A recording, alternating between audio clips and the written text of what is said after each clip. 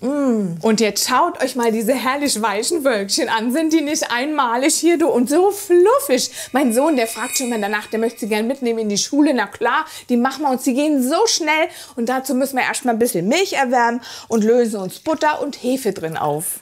Und ihr wisst ja, ne, immer mal reinfassen, am besten mit den Händen, dass es lauwarm ist. Denn wenn es zu heiß ist, verbrennt die Hefe, geht der Hefeteig wieder nicht auf, dann werden die Brötchen auch nicht schluffig.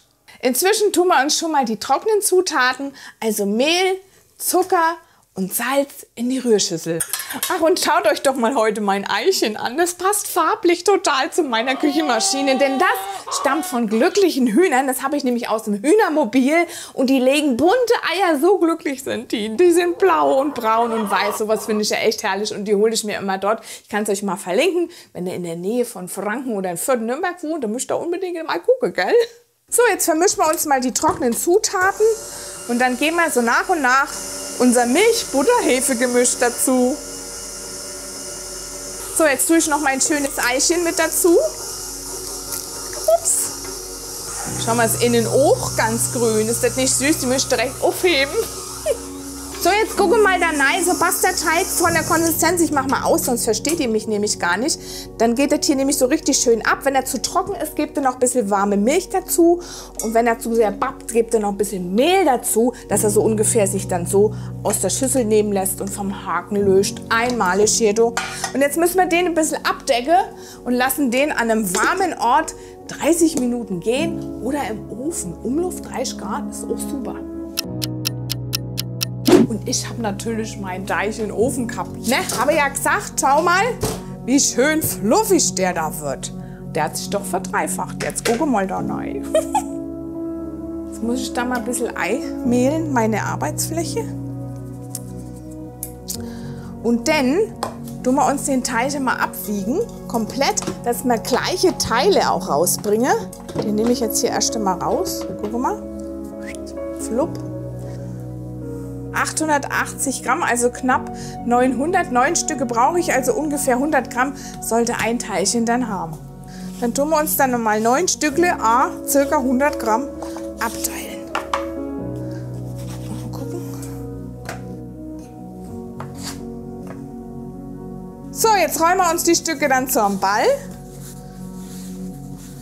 Dann mähen wir uns noch ein bisschen großes Nudelholz. Und dann tun wir die mal ein bisschen zur Seite. Mein Herr Brettle ist so klar hier, Mensch. Und dann rollen wir uns das ein bisschen rechteckig auf. Also lange Seiten und kurze Seiten. So, ungefähr in der Größe. Ich kann das euch auch mal abmessen, dass wir das mal genau wissen. Aber ich mache mal schön fix und foxy. Da haben wir ungefähr Länge so 25, genau. Und von der Breite geht er so ungefähr auf 13 cm. Und dann habt ihr genau die richtige Größe. Und dann tun wir das gute Stückchen von den kurzen Seiten so ineinander überschlagen. Und dann habe ich hier noch so ein kleines Holz zum Rollen. Das ist aus der Backabteilung. Da tun wir es noch mal ein bisschen glatt machen. Und dann schlagt das sie einfach so ganz locker ineinander ein. Und dann entstehen da auch hier draußen diese schönen Rollen. Und es geht dann nachher so schön auf. Und es sieht so toll aus. Und das untere Ende, das bappen wir einfach so ein bisschen zusammen. Und dann legen wir das gute Stück da hinten auf das Backblech. So nebeneinander, ne? So, jetzt gucke mal, jetzt haben wir sie alle schön aufgereiht auf dem Backblech mit Backpapier und auch ein bisschen Abstand halten, weil die gehen jetzt natürlich noch ordentlich auf. Die decken wir jetzt dann noch ein bisschen ab mit einer Folie, weil ich lasse die immer gern bei 30 Grad Umluft im Ofen gehen.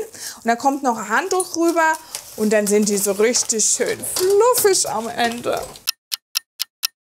So, jetzt habe ich die schon mal raus aus dem Ofen und die sind so richtig schön aufgeploppt. Guckt mal hin, die haben sich jetzt noch einmal verdoppelt in der Größe und die wachsen jetzt natürlich auch im Ofen noch ein bisschen zusammen.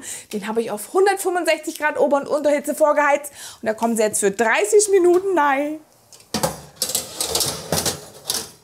Und fertig sind unsere lecker Milchbrötchen. Guck mal, sind die nicht herrlich? Und jetzt müssen wir sie noch mit ein bisschen Butter heiß oben einstreichen. Da glänze die dann noch so richtig schön. Dann nehme ich mir einfach immer so ein Stück Butter an die Gabel, ne? Und dann fahre da einfach mal so drüber. Das ist schon echt unglaublich, was man alles so alleine machen kann, zu Hause selber machen kann. Und das schmeckt auch noch so gut. Mensch, Leute, wenn ihr wüsstet, wenn ihr das riechen könntet, der duftet hier Herrlich. Gucken wir mal da, ne? Jetzt tun wir es mal noch so ein bisschen hübsch auflegen. Hier sind alle ein bisschen verrutscht. Aber schaut auch, wie schön das hier ausschaut. Die Form an der Seite, diese Schnecke durch das Rollen. Das finde ich echt goldig. Wollen wir mal eins probieren? Sag euch eins, ne? So länger Milchbrötchen und dann so richtig schön warm, aufgeschnitten, Butter drauf und so schön selbstgemachte Marmelade. Da geht doch nichts drüber, oder?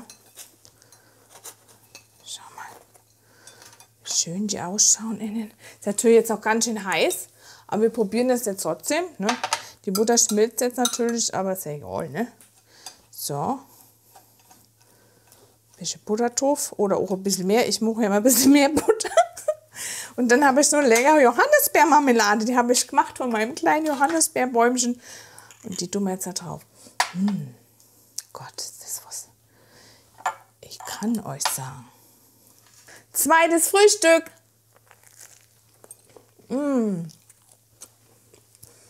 Ein Gedicht. Also Brötchen selber backen jetzt zu Hause.